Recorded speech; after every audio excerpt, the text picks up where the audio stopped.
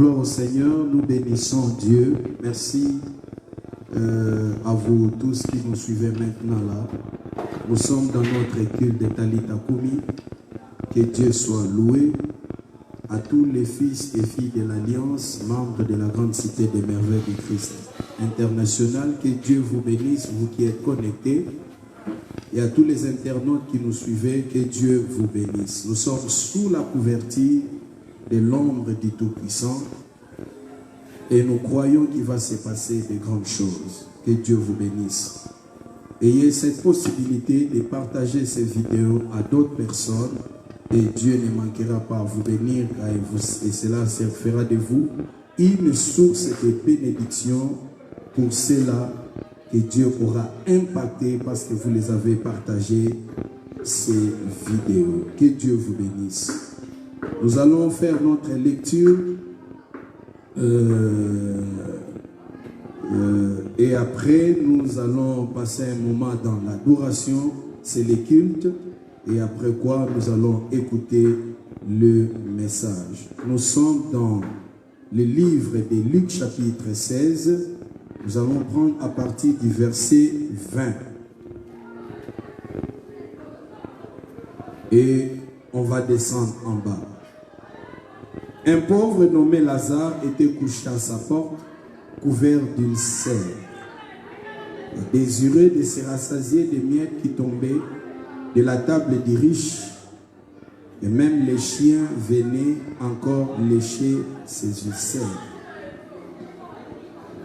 Le pauvre mourut, et il fut porté par les anges dans les seins d'Abraham. Les riches mourut aussi, et il fut enseveli. Dans le séjour des morts, il leva les yeux, et tandis qu'il était en proie au tourment, il vit de loin Abraham et Lazare dans son sein. Il s'écria: Père Abraham, aie pitié de moi et envoie Lazare pour qu'il trempe le bout de son doigt dans l'eau et me rafraîchisse la langue, car je souffre cruellement dans cette flamme. Abraham répondit: Mon enfant, souviens-toi que tu as réussi de bien pendant ta vie et que Lazare a eu les maux pendant la sienne. Maintenant, il est ici consolé et toi tu souffres. D'ailleurs, il y a entre nous et vous un grand abîme, afin que ceux qui voudraient passer d'ici vers vous ou de là vers nous ne puissent le faire. Les riches dit: Je te prie donc, Père Abraham, d'envoyer Lazare dans la maison de mon père, car j'ai 5 frères. C'est pour qu'il leur atteste ces choses, afin qu'ils ne viennent pas aussi dans ces lieux de tourment. Abraham répondit: Ils ont Moïse et les prophètes, qu'ils les écoutent. Et il dit: Non, Père Abraham, mais si quelqu'un des morts va vers eux, ils se repentiront. Et Abraham lui dit: S'ils n'écoutent pas Moïse et les prophètes, ils ne se laisseront pas persuader quand même quelqu'un des morts ressusciterait. Gloire au Seigneur. J'ai aimé une phrase ici, ce que l'homme riche avait dit à Abraham. Il dit: c'est pour qu'il leur atteste ces choses, afin qu'ils ne viennent pas aussi dans ces lieux de tourment. Le but pour lequel l'homme riche adressa sa demande au père Abraham d'envoyer Lazare, c'était pour venir sur la terre attester à ses 5 frères ces choses, pour que ces 5 frères ne viennent plus vivre, n'aillent plus vivre les tourments qu'il était en train de vivre. Gloire au Seigneur. Nous allons nous prosterner devant Dieu. Nous allons nous recueillir dans sa présence. Et les séraphins singers vont nous emmener dans un moment d'adoration pour élever, exalter, se prosterner. C'est lui qui nous a donné la vie. Lui qui nous a fait grâce d'être compté parmi les vivants aujourd'hui. Lui qui nous a épargné de beaucoup de dangers. Lui qui est là encore pour nous faire du bien et répondre à nos besoins. Lui qui nous prépare pour nous amener au ciel. Nous allons l'adorer. Alléluia. Gloire au Seigneur.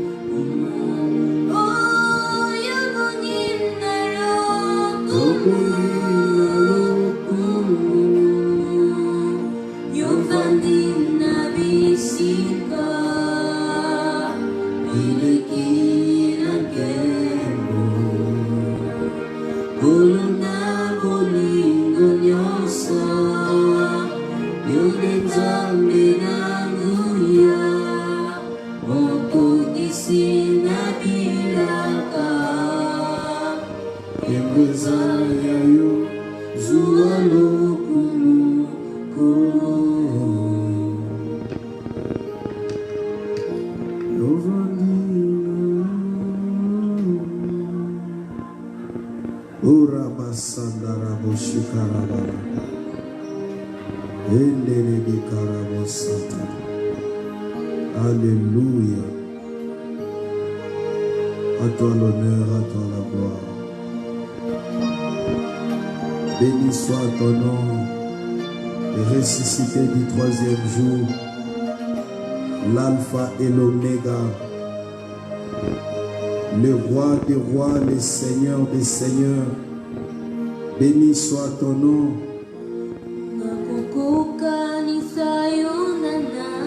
Yes.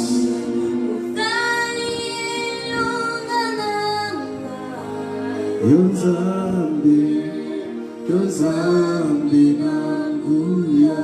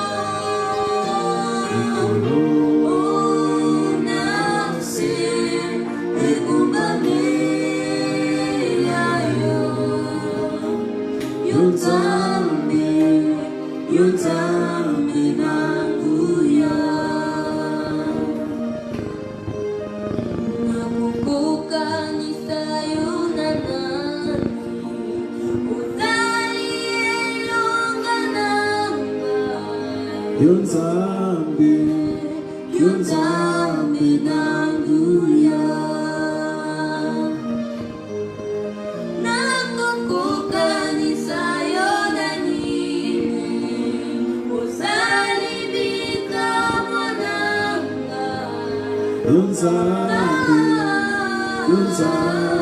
nanguya.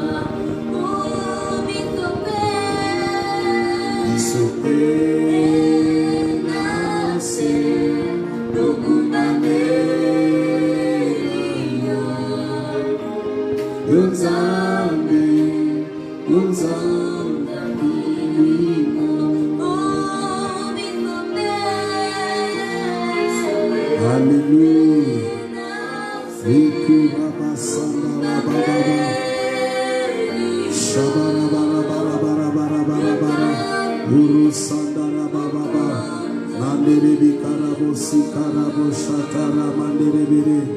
Rosaka baba baba baba ikara mandere bira kunturu sikarabo shala baba baba baba baba endere bere bere bere bere ukara bara sikere bere abako uraba sandara bo shikere bere uraba sandara bo shikara bara re baba baba sandara baba nebro babo sike mande ke probo sikaraba Shimandere bere bere bere, ora baba baba baba, usamandere bika bara bara, ure baba kandere bere, ura baba baba baba, sakara boshikere bere, ikoro bara bara, ikoro bara bara, ikoro bara bara, ikoro bara bara, mandere bikarabu, mandere bikarabu, mandere bikarabu sandaraba, raba bosika mandekero, shalaba bosika, ikobro kapasia.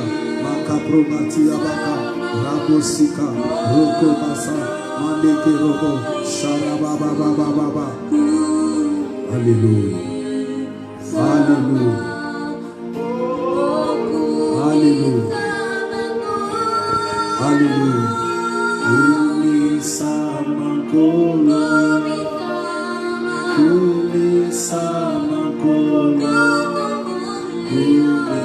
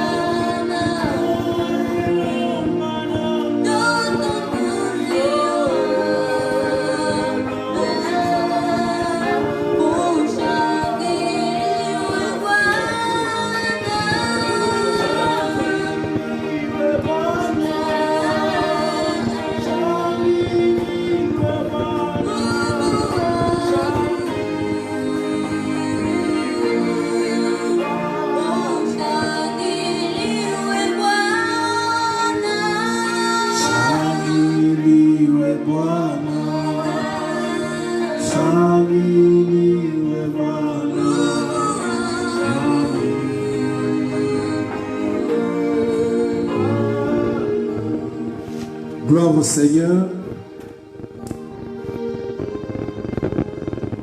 Nous sommes en train de parler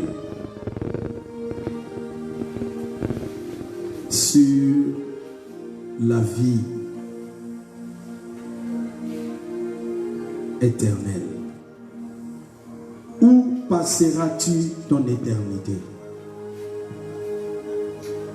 Où passeras-tu ton éternité?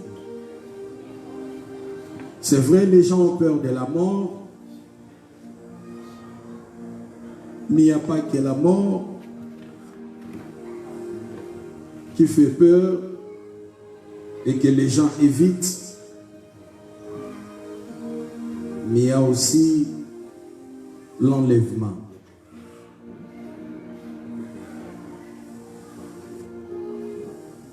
L'enlèvement. Mais il n'y a pas seulement l'enlèvement, parce qu'après l'enlèvement de l'Église, c'est la grande tribulation. Il y a la fin du monde. Ce monde que vous voyez a un commencement, a aussi une fin. Toute chose que Dieu a créée a un commencement et a aussi une fin. De même que le monde où nous habitons a un commencement et a une fin. Comme l'homme a son jour de naissance, il a aussi son jour de mourir. De même, le monde a son commencement, a aussi sa fin. Mais la question qui nous est posée, où passeras-tu ton éternité? Parce que tu ne resteras pas éternel. Tu ne vivras pas éternellement. Il y a un jour où Dieu va te rappeler. Et si cela n'arrive pas, il y a un jour où Dieu viendra enlever son église. Il y a un jour où Dieu mettra fin à l'existence de ce monde.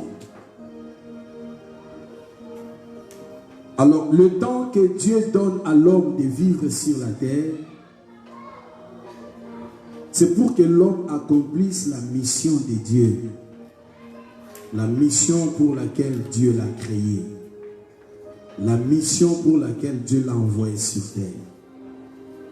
Parce que, comme dit la Bible, Dieu nous a connus avant que nous soyons connus par nos parents. La femme qui porte l'enfant dans son ventre pendant 9 mois ne connaît pas le visage de son bébé. Elle va le connaître le jour où le bébé va naître. Avec l'avancée technologique, on peut connaître le sexe de l'enfant. Mais autrefois, D'ailleurs, quand l'enfant est encore fœtus, tu ne connais pas si cet enfant sera mâle ou femelle. Donc, il n'y a que Dieu qui nous connaît avant que même nous soyons nés.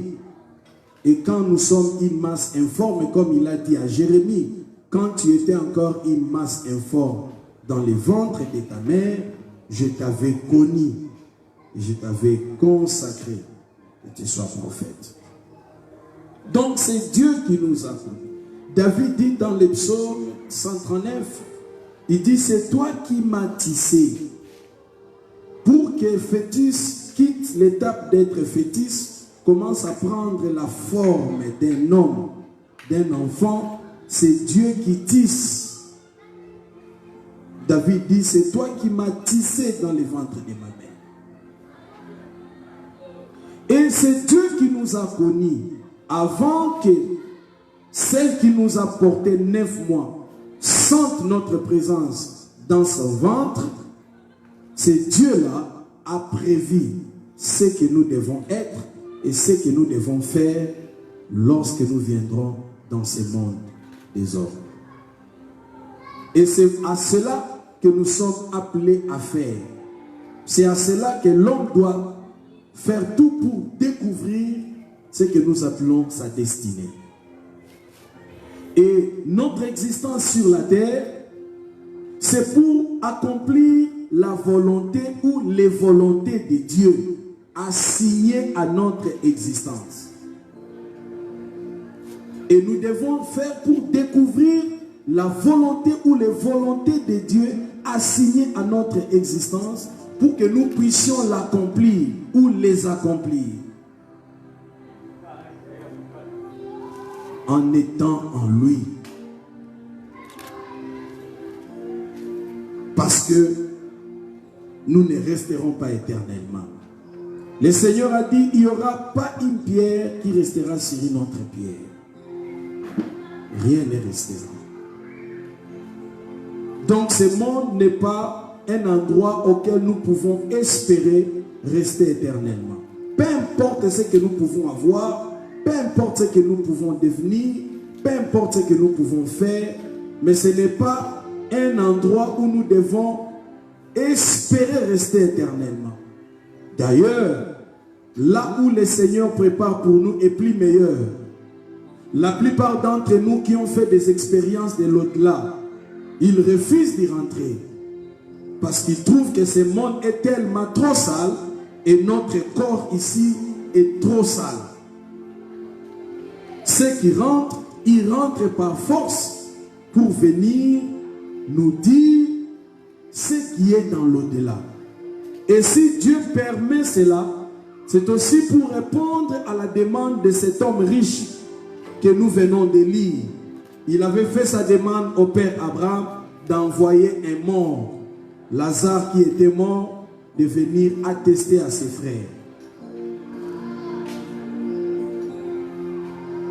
Bien-aimé, la question revient encore, où passeras-tu ton éternité? On nous parle de 2 personnes. Lazare qui était un pauvre et cet homme qu'on n'a pas dit son nom, on dit seulement un homme riche. Pendant sa vie, il était comblé de biens. Il mangeait bien, il s'habillait très bien. Il vivait très bien. Et Lazare, l'homme pauvre, était comblé de maux. La vie de Lazare était une vie de maux. Et la Bible dit, malgré sa pauvreté, malgré la richesse de l'homme riche, il est arrivé un jour, tous les 2 vont mourir. Comme il est dit dans la Bible, il est réservé aux hommes de mourir une seule fois, après quoi viendra le jugement. Toi qui me suis, tu dois savoir, peu importe ton investissement, tu mourras un jour et après ta mort, c'est le jugement qui t'attendra. Dans le jugement, tu peux sortir justifié ou condamné. Et la Bible dit, Lazare va mourir.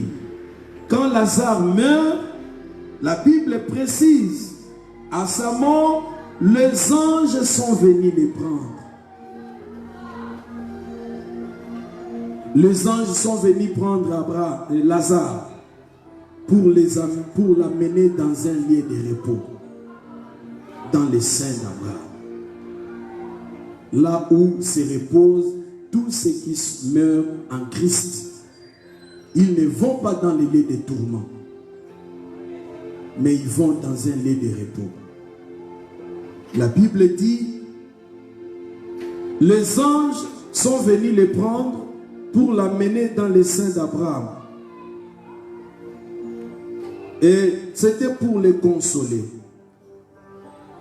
Lazare était parti être consolé des maux qu'il avait subis lorsqu'il était dans sa chair, dans son corps, étant vivant dans ce monde des hommes. Il souffrait tellement.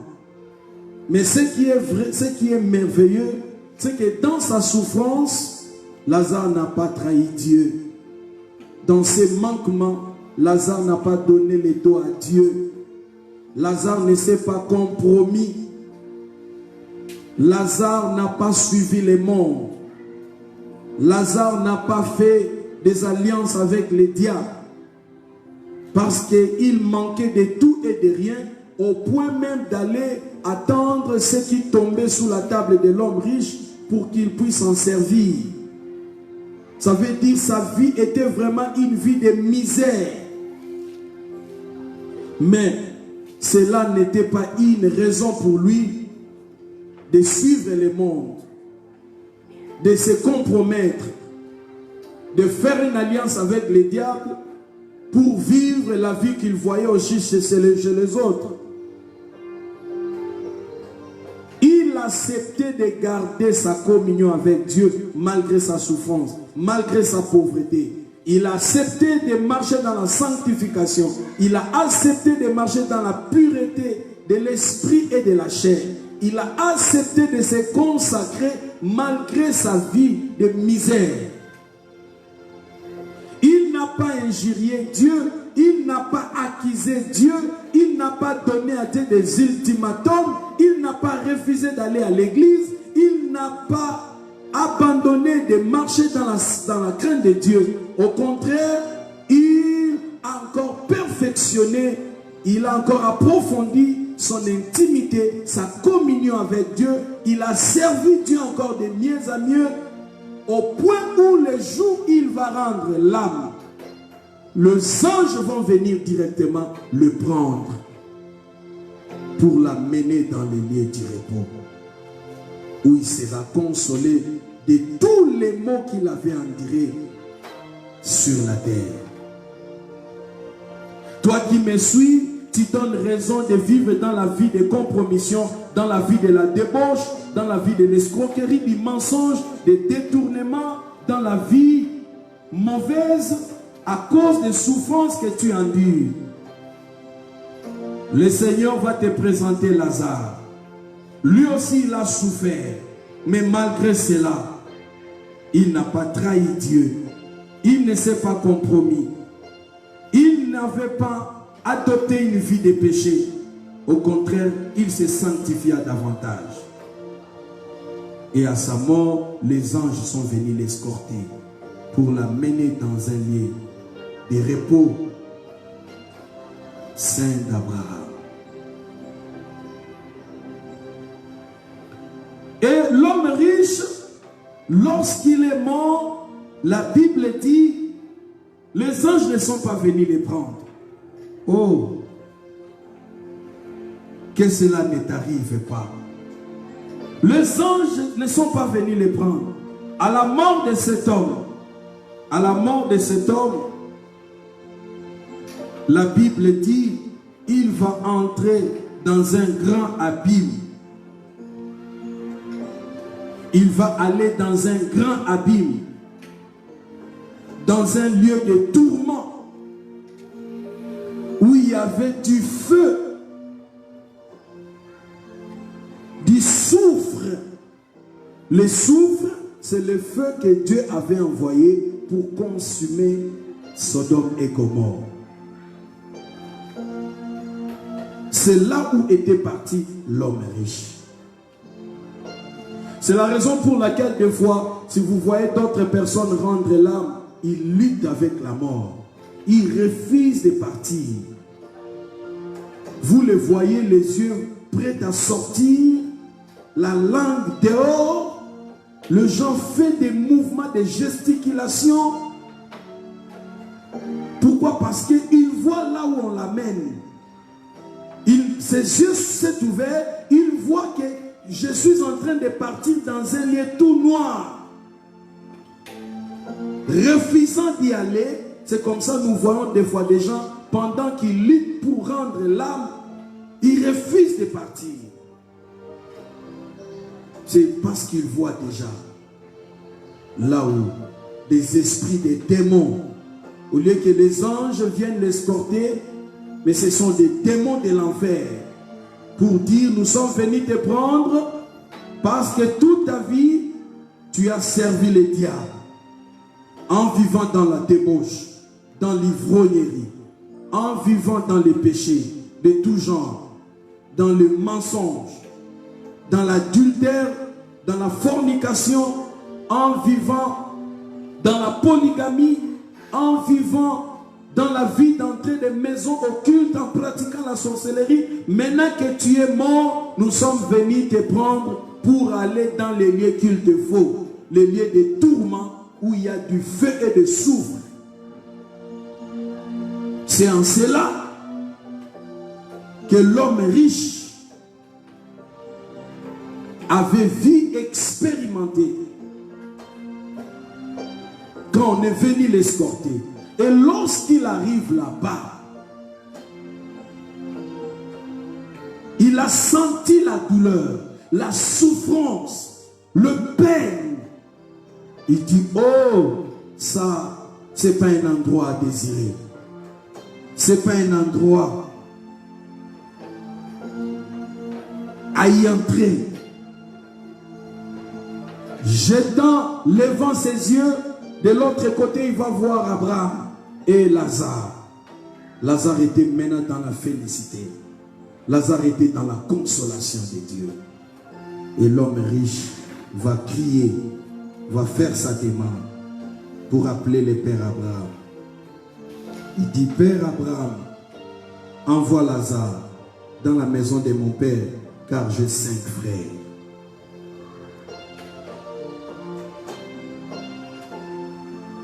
Que Lazare aille chez mes frères pour les attester ces choses.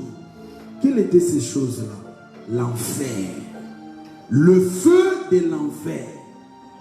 L'homme riche a prié le Père Abraham d'envoyer Lazare pour que Lazare qui était déjà mort, qu'il rentre vers le vivant pour les attester.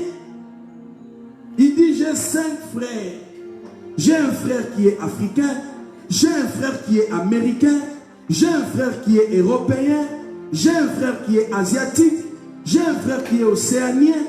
Ils sont 5, comme la terre est constituée de 5 continents. Il dit, envoie Lazare, qu'il aille vers mes 5 frères pour les attester ces choses, afin qu'ils ne viennent plus ici souffrir comme moi je suis en train de souffrir. Bien-aimé, toi qui me suis, tu dois comprendre que l'enfer est une réalité. L'enfer existe bel et bien. Le feu de l'enfer n'est pas quelque chose qu'on a mis dans la Bible pour intimider les gens, pour terroriser les gens. Non, Dieu n'a pas l'intention de nous intimider.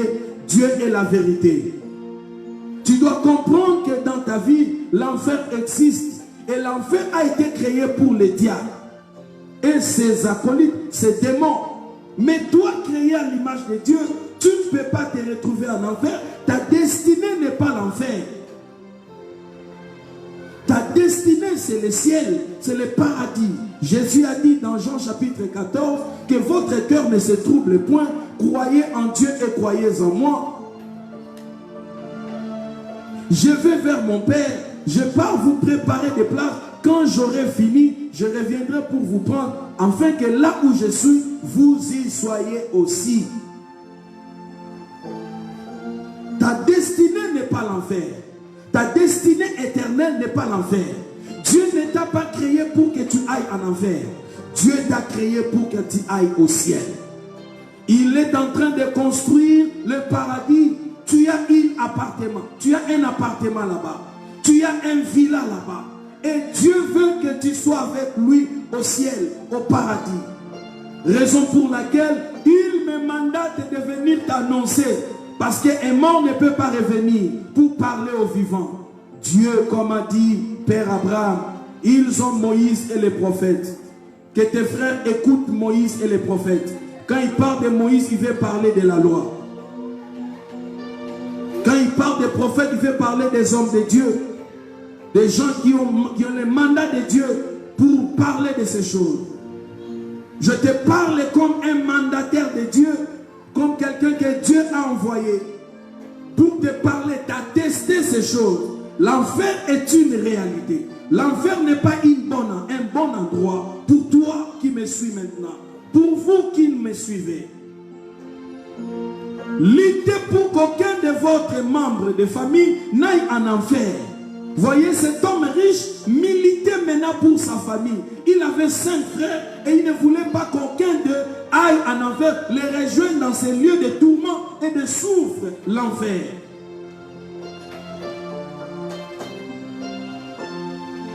Ça, c'est une alerte. C'est une alerte que je te lance. Réveille-toi. Le monde que tu veux porter, tu ne pourras pas le supporter. Le monde pèse trop lourd. Tu ne pourras pas. Tu n'es pas la première des personnes. Il y a des gens qui ont mené cette vie avant toi. Aujourd'hui, ils sont nuls. On les a oubliés. Tu cherches à impressionner. Tu cherches à te faire voir. Tu cherches à faire n'importe quoi. Écoutez-moi. Après ta mort, personne ne se souviendra de toi.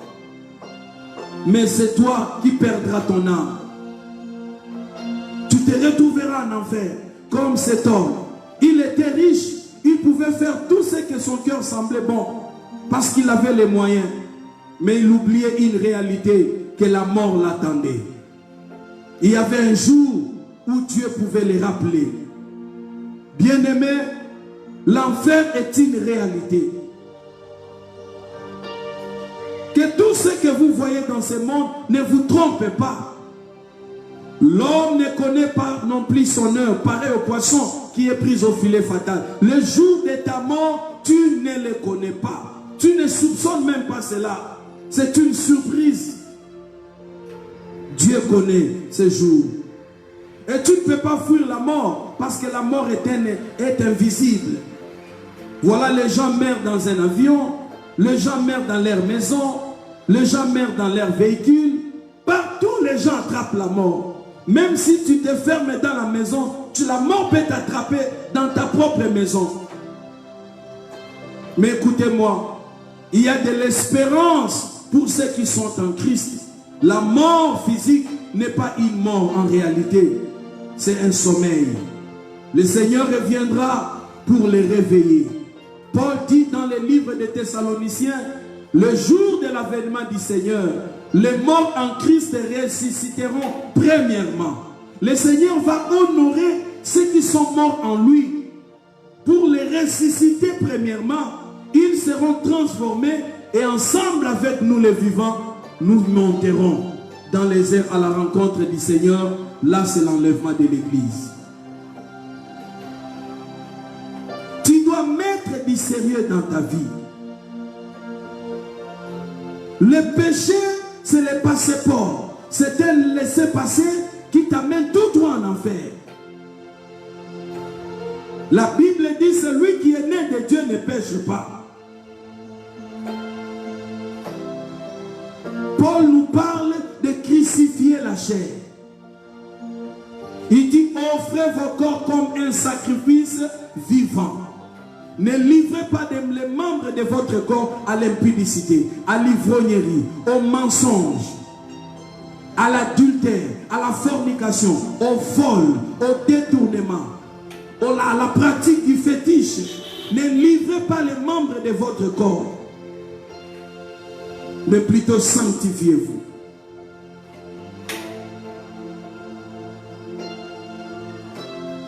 Si tu as la grâce d'avoir une meilleure vie, tu travailles dans une bonne entreprise, tu as un bon salaire qui te permet de vivre aisément. Bénis Dieu pour cela, mais que cela t'aide. Comme a dit un homme, la richesse ne fait qu'amplifier ce que l'homme a. Si tu es saint, la richesse amplifiera ta sanctification. Ça améliorera tes conditions pour que tu mènes encore une vie de sanctification très raffinée. Mais si tu as le mal dans ton cœur, la richesse ne viendra qu'amplifier ces mal, ces péchés. Des fois tu le faisais, ça ne se voyait pas parce que tu n'avais pas assez de moyens. Maintenant que tu as des moyens, et ta manière de pécher devient encore plus grande. Ça prend encore du volume.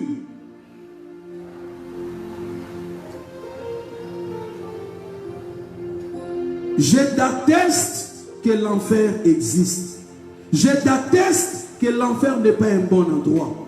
Ne sois pas riche à tes propres yeux.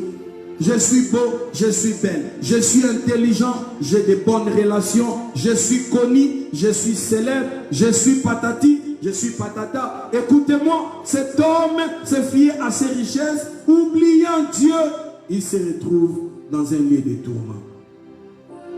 Qu'est-ce qui représente tes richesses? Ce qui t'empêche de se donner à Dieu, de se consacrer à Dieu, de mener une vie de sanctification, de ne plus imiter le monde. Qu'est-ce que tu as comme richesse qui enlève dans ton cœur la soif de Dieu? Qu'est-ce que tu as comme richesse qui t'empêche de se conformer à la parole de Dieu, qui t'empêche de donner ta vie à Christ? Tu penses que tu vivras avec la chose éternellement. Tu es belle aujourd'hui, avec le temps tu vas vieillir. Toute cette beauté-là va disparaître. Tu es intelligent aujourd'hui, mais tu rencontreras des gens plus intelligents que toi. Et à un certain moment, tu ne seras plus intelligent.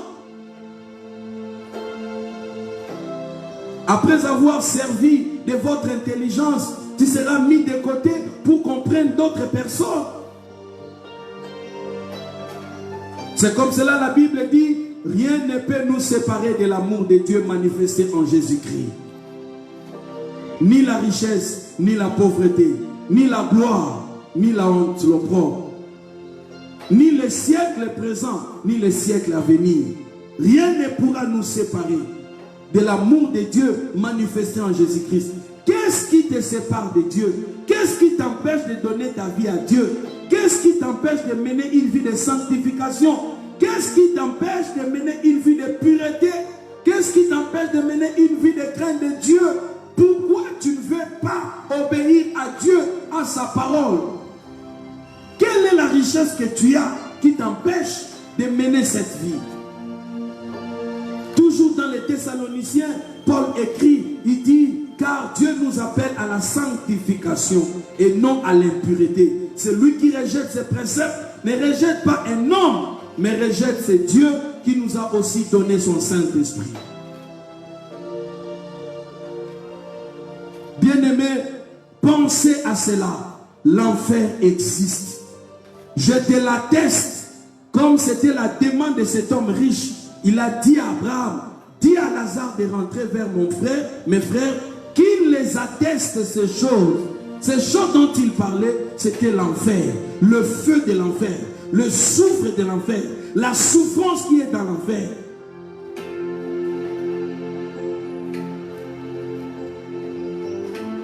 Afin que ses frères ne se retrouvent plus en enfer. Tu as la grâce de m'entendre. Dieu te prévient. Prends la vraie décision. Cesse d'être un religieux. On te voit à l'église, on te voit avec la Bible, tu écoutes la parole, on te voit prier, mais dans ton fin fond, tu sais des choses auxquelles Dieu te reproche, tu n'as pas encore laissé, tu n'as pas encore abandonné. Dieu mènera Dieu mènera au jugement les péchés secrets.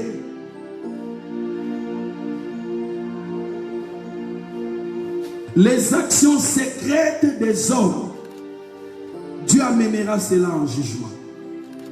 N'oublie pas, tes actions secrètes sont enregistrées. Romains nous le dit. Romains nous le dit. Romains nous le dit.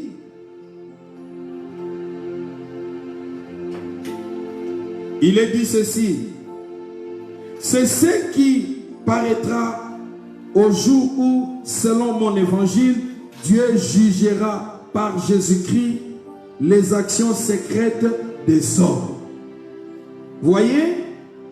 Dieu jugera les actions secrètes des hommes. Ça veut dire que des choses que tu fais en secret. Tu es serviteur de Dieu, mais tu as des choses que tu fais en secret. Tu es ouvrier dans ton église, mais tu as des choses que tu fais en secret. Quand nous te regardons, nous te voyons un bon frère, une bonne sœur, un bon serviteur, une bonne servante. Mais dans la vie secrète, tu as des mauvaises actions que tu fais. Il n'y a que Dieu qui connaît, qui voit tout, qui sait ce chose. Mais écoutez-moi, il ne faut pas attendre que la mort te surprenne. Il ne faut pas attendre que l'enlèvement arrive. Tu risqueras d'aller en enfer.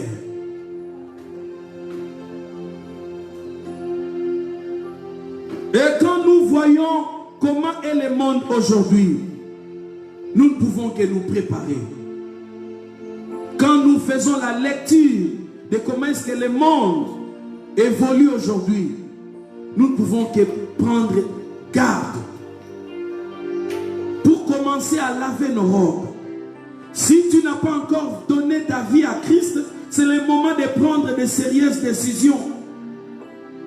Tu fréquentais seulement une église parce que cette église était très bien construite, parce que cette église a une bonne service de protocole, il chante bien, le pasteur fait des bons serments.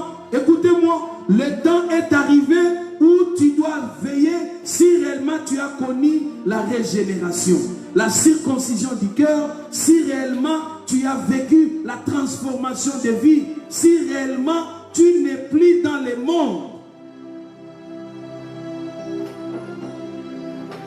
Parce que ce monde t'amènera en enfer.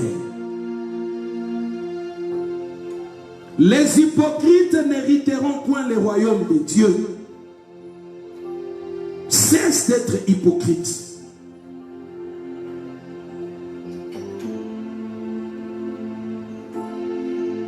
Tu te caches aux yeux des hommes, mais Dieu te voit. Tu n'as pas encore donné ta vie à Christ. Tu penses quoi? Mais tu as une faim. Tu as une faim. Regarde-moi un peu quand tu es malade, comment la maladie t'affaiblit. Tu deviens sans force. Tu ne peux rien parce qu'une maladie est en toi. Tu maigris. Tu n'as plus l'appétit. Tu ne sais plus marcher convenablement.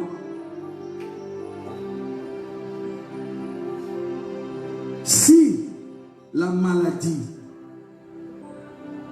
que Dieu peut te guérir de cela, peut te réduire, te diminuer comme ça, penses-tu que tu es plus fort que Dieu, plus meilleur que Dieu? Ceux qui donnent leur vie à Christ sont dépassés. Ce sont des gens désespérés de la vie.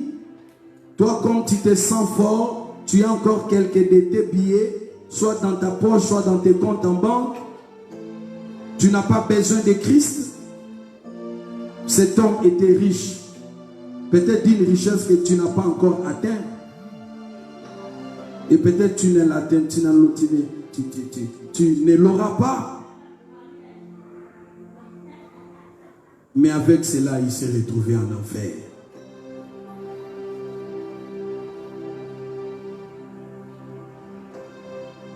La plupart des gens riches risquent de se retrouver en enfer. Non parce que la richesse est une mauvaise chose. Abraham était riche en toutes choses. Mais parce qu'ils ont remplacé Dieu par les richesses. La richesse peut être matérielle, la richesse peut être financière, la richesse peut être intellectuelle, la richesse peut être physique. Ta beauté peut constituer ta richesse. D'autres femmes préfèrent faire la débauche parce qu'elles se sentent très belles. Les hommes courent derrière elles.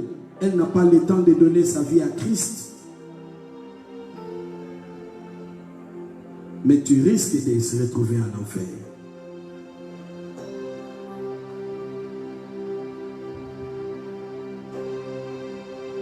Donne ta vie à Christ. Il lance l'appel aujourd'hui. Voyez comment est-ce qu'un virus a terrorisé le monde.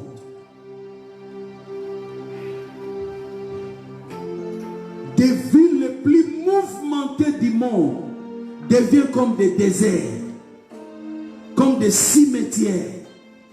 Pas de bruit, si ce n'est que des oiseaux.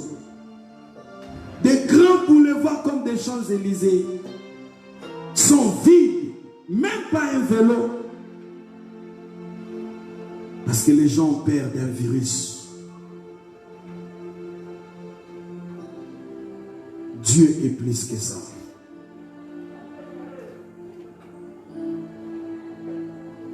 Aujourd'hui, ce virus impose aux gens certaines disciplines sanitaires. C'est laver les mains régulièrement. Ne pas mettre les doigts dans la bouche, aux yeux, au nez. Ne pas saluer quelqu'un. Tout ça, c'est le virus. Mais Dieu qui vous dit de fuir les péchés. Dieu qui vous dit, l'enfer n'est pas un meilleur endroit pour vous. Même les gens les plus sales, les gens qui ont la culture des mains sales, aujourd'hui deviennent des gens propres parce qu'ils ont peur des virus. Ils se lavent les mains régulièrement. Ils portent les masques.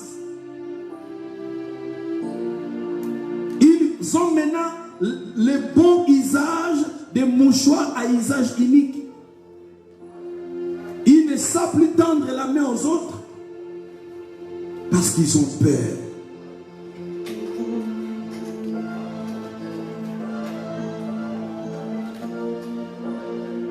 Bien-aimé, Dieu qui est plus que coronavirus vous dit que l'enfer existe. Je vous atteste que l'enfer est une réalité. Obéissez à la parole de Dieu. Ne vous conformez pas au siècle présent.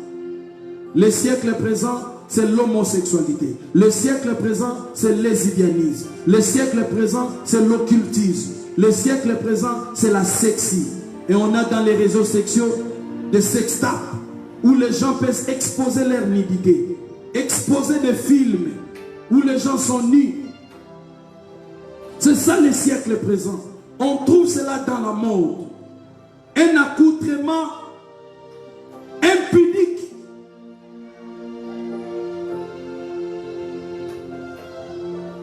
Écoutez, Dieu vous dit, Aujourd'hui, si vous entendez sa voix, n'en dire si ce n'est pas votre cœur. Ouvrez votre cœur. Jésus-Christ revient bientôt. Le bientôt d'aujourd'hui, de 2020, est différent du bientôt de ce que disaient Paul et Pierre. Le bientôt d'aujourd'hui est réellement un bientôt proche. Parce que Christ est à la porte pour enlever son église. La pandémie de Corona ne prendra pas fin après la paix vient. Non, on va vivre des séries d'événements fâcheuses sur la terre. Et c'est ce qui va faire que le Seigneur revienne enlever son église, parce qu'il ne permettra pas que son église subisse ces choses. Bien-aimés, vous qui me suivez, je vous atteste de la part de Dieu de mettre vos vies en ordre, de vous sanctifier. Si vous n'avez pas encore réparé votre relation avec Dieu, réparez votre relation avec Dieu. Si tu n'as pas encore donné ta vie réellement à Christ, faites-le pendant ces moments-ci, parce que nous ne savons ni l'heure ni le jour. Comme dit partout dans la Bible, il viendra comme le voleur vient la nuit. Ça sera une surprise. Mais toi au moins, Dieu est en train de t'alerter. Dieu est en train de t'avertir. L'amour de Dieu manifesté, c'est que tu me suis dans ces serments. Prends ta vie au sérieux et mets ta vie en ordre. Réconcilie-toi avec ton Dieu. Abandonne le mal que tu fais. Si tu as des alliances que tu as fait avec le diable, renoncez à cela. Dans chaque contrat, il y a possibilité de résilier. C'est comme si là, il y a ce verbe résilier. Ça peut dire, tu peux résilier après avoir conclu un contrat, une alliance avec quelqu'un. Tu peux renoncer. Après avoir conclu une alliance, tu as le pouvoir, tu as ce devoir de renoncer, tu as ce droit de renoncer. C'est moi qui avais fait, maintenant je prends la décision de résilier le contrat, de renoncer à cette alliance. Tu peux le faire. Et quand il faut renoncer avec le diable, pour avoir une alliance personnelle avec Dieu, Dieu va te protéger. Et quand Dieu te protège, le diable ne peut pas mettre ni son petit doigt sur toi.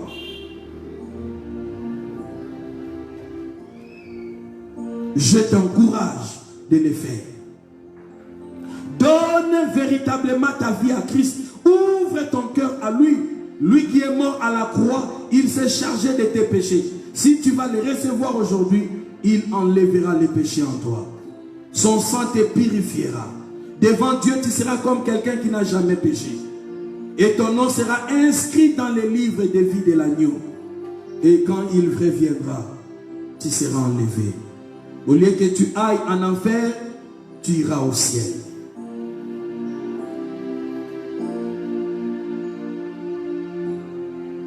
Dieu t'aime. Nous sommes à la fin du temps. Nous sommes près de l'enlèvement de l'Église. Nous devons nous conformer à la parole. Nous devons chercher la plénitude du Saint-Esprit. Nous devons chercher le débordement de nos coupes. Que l'huile de Dieu déborde dans nos coupes. Nous devons chercher à se laisser être conduits par l'Esprit. Tous ceux qui n'ont pas une bonne communion avec le Saint-Esprit ne participeront pas à l'enlèvement de l'Église. Tout celui qui se dit chrétien, mais qui ne marche pas avec Dieu, il ne sera pas enlevé. Il est temps de mettre sa vie en ordre, de marcher avec Dieu. Le premier homme à être élevé, enlevé, c'est Enoch, le 7e homme. Vous voyez, le chiffre 7, c'est la perfection. Dieu lance un appel, lance un message à l'église, que l'église doit chercher la perfection. La perfection dans tes relations avec les hommes. La perfection dans tout ce que tu fais. La perfection dans ta vie de tous les les jours, marche avec Dieu au lieu de marcher avec les hommes.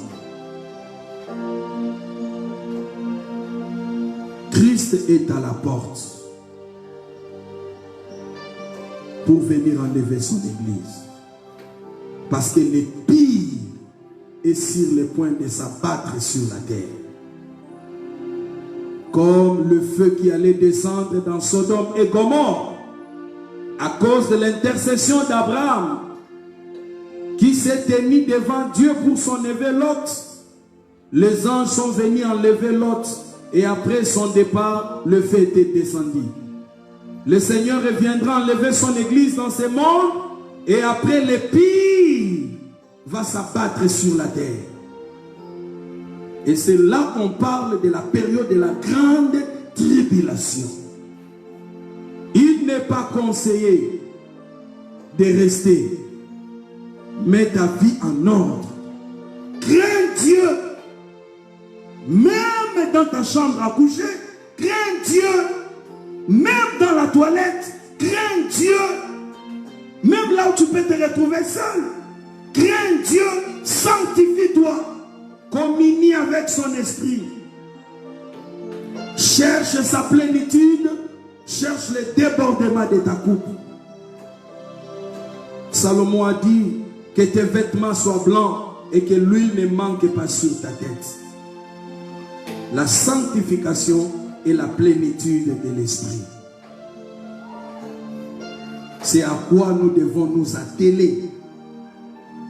C'est avec ces deux choses que nous attendons l'enlèvement de l'Église. Une vie sanctifiée, une vie remplie et conduite par le Saint-Esprit. Que Dieu vous bénisse. Si vous nous avez suivis, vous êtes touchés par ces messages, vous voulez mettre votre vie en ordre, ou vous voulez recevoir Christ, qu'il soit votre Seigneur et Sauveur, répétez après moi. Dis Seigneur Jésus-Christ, j'ai écouté ta parole. Je suis touché du fond de moi.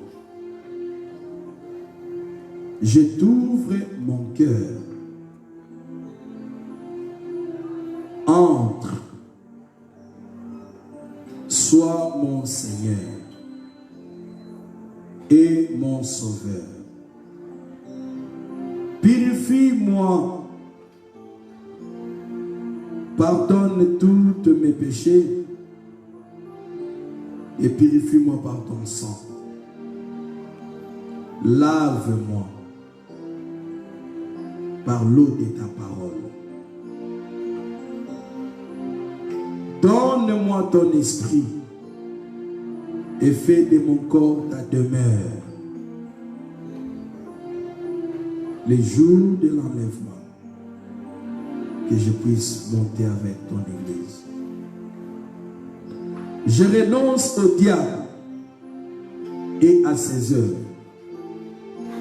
Je renonce au monde et à ses œuvres. Je renonce à mon corps et à ses mauvais désirs. Je te donne mon corps.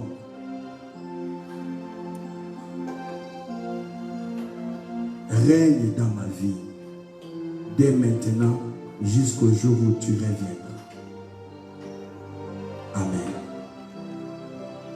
Tu l'as fait de tout ton cœur, tu viens de naître de nouveau dans la famille de Dieu. Ton nom est inscrit dans les livres de vie, comme cela est écrit dans la parole de Dieu. Tu es maintenant une nouvelle créature. Cherche tes frères qui prie Dieu dans la vérité et en esprit. Quand les mesures, les confinements seront levés, tu dois chercher une bonne église où l'esprit conduit. Si tu es ici à Kinshasa, tu peux nous appeler et nous allons te donner l'adresse de notre église.